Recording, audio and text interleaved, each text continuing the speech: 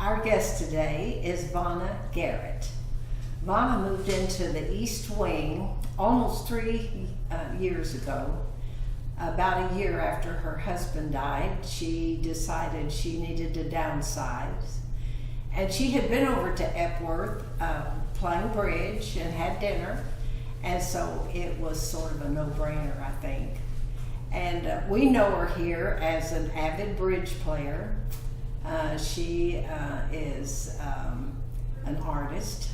She's just a born teacher, and she is her floor rep.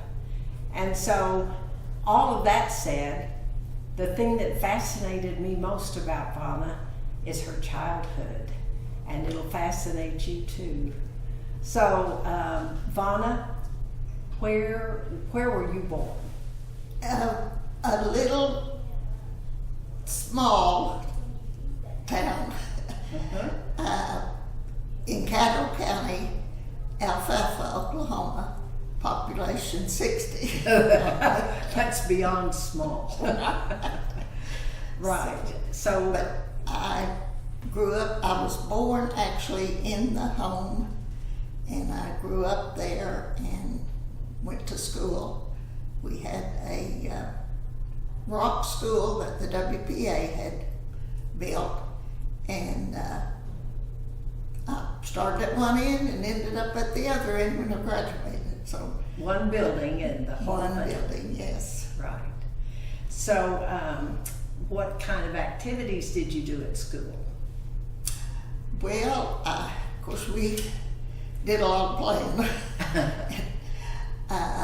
But then I joined the band and played a clarinet and marched in the marching band. I was a twirler, so I'd like to prance up and down the streets. So it was a fun time. And how many were in your graduating class? There was 12. Hard to find a boyfriend. Yes. Well, tell us about your siblings. Okay, I am one of 11 children, and it was a wonderful growing up, and I think the older I get, the more I appreciate just what I did have. My parents were very smart people. My dad just went through to the 4th grade, and my mother went to the 8th grade. They were a little older when I was born, because Daddy was 35 when he married, and then had 11 children after that. So, but I loved all of my brothers and sisters, and we had a good time. And how many girls and how many boys? There was 8 girls and 3 boys. We'll talk a little bit about your parents. You said you didn't get a spanking. No, no, I think I said that the only thing my dad ever even said to us was when we'd get loud at night running through the house, and he'd say, "Here, here." And took care of it. We didn't, yes, that took care of it for sure. So, but, and my mother, she was a very good mother. We obeyed. I mean, I just remember one sister getting a spanking, and we just knew that she was in charge. So. And they were just both farmers. They just worked on the farm. Yes, yes. Yes. Tell us what the banker said to your dad. Oh, Dad was in doing some banking, and the banker said, Dad was getting older, and he said, "Mr. King, why don't you just sell your farms and retire?" He said, "I bet you're worth $1 million." He said, "I'm worth 11 million. Referring to his 11 children. You said he wanted a dozen children when they got married. And she married him anyway. Yeah, and the story is she wanted one. So, he won. Well, what did you do for fun on Saturday night? Saturday night, we went to town, And Which town? What? Carnegie, 8 miles south of Alfalfa. We went every Saturday night. We walked the block. I want to say we walked the streets, but that doesn't sound very nice. But we did. We walked that block, you know, and we'd try to cross in front of where the guys were. If they were in a certain car, well, we wanted to. So that was fun. Well, how did you figure out who was going to get the car of all your siblings? Did anybody get a car? Get to drive? My 2 brothers did, and they had some trouble over it sometimes on Saturday night, but it was worked out. So. Well, you had rheumatic fever when you were in the 3rd grade, so tell us about that. I did. I was diagnosed with it, and like I said, bed rest and sunshine, plus some medicine that was horrible. It was a black liquid or dark liquid, and it was horrible. So that's how I was treated for rheumatic fever. No residual effects? No, I really didn't with it. Well, But then I had polio when I was in the 8th grade, and that was quite a deal. tell us about that, Yes. what that did. I was put in Crippled Children's Hospital. You know, that's what's called Yeah. now. I forget that. But anyways, Crippled Children's Hospital, lots of children, because it was, I mean, polio was really raving at that time.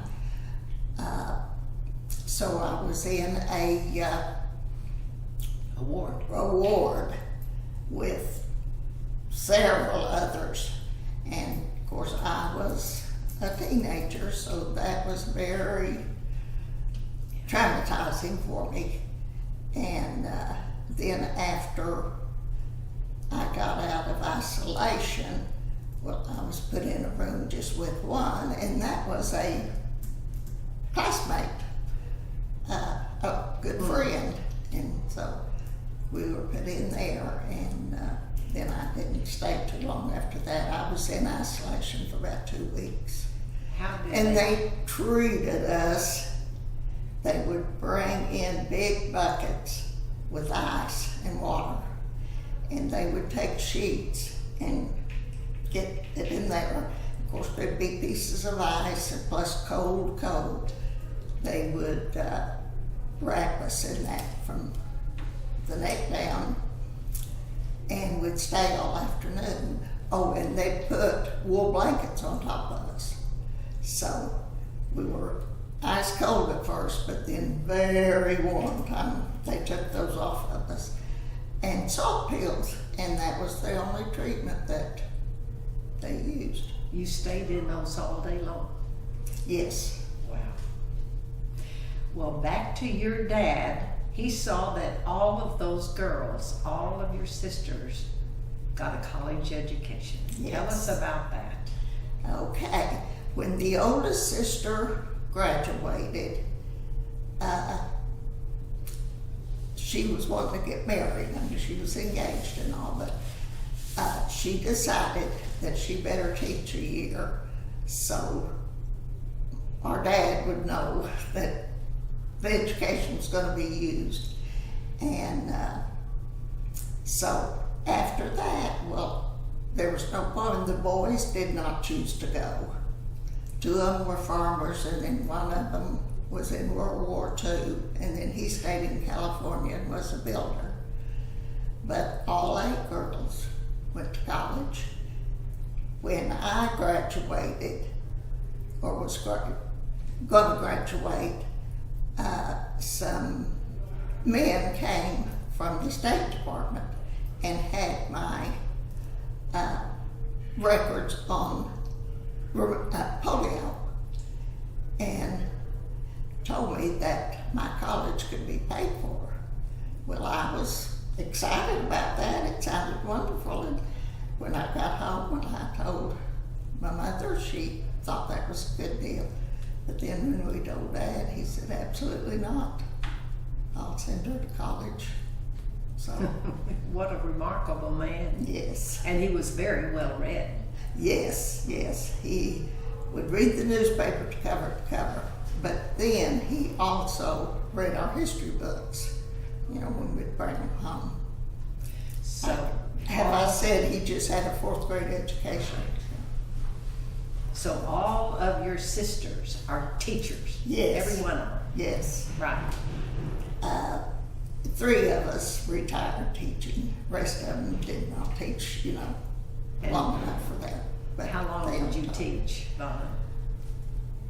I think 42 years. Well, how did you meet Calvin, your husband? Through a Christian dating. Right. Good way. So, and he was also had the same faith as I did. We were both Baptists, and so it. And you have children. And yes, 2 children, a boy and a girl. I know that Calvin had an airplane in his business, construction business, so you did a lot of traveling in that, right? Yes, that was very nice. And we went to Alaska, Canada, the Bahamas, of course Mexico, and every place that we could fly to, we went. And then he would go to Canada and Alaska fishing a lot, would take guys with him, Right. There are a couple of paintings that Vonna has. Her homestead, 5-bedroom, 2-story homestead that she grew up in, and then the little Baptist church that she went to. And those pictures were commissioned renderings by Greg Burns. And he is renowned and collectible, and so I want to make sure we point that out. And of course, priceless is her picture of all of her siblings' graduation pictures. So I just want everybody to see that.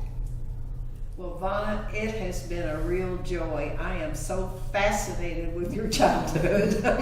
Thank you so much. It was a great interview. Well, thank you.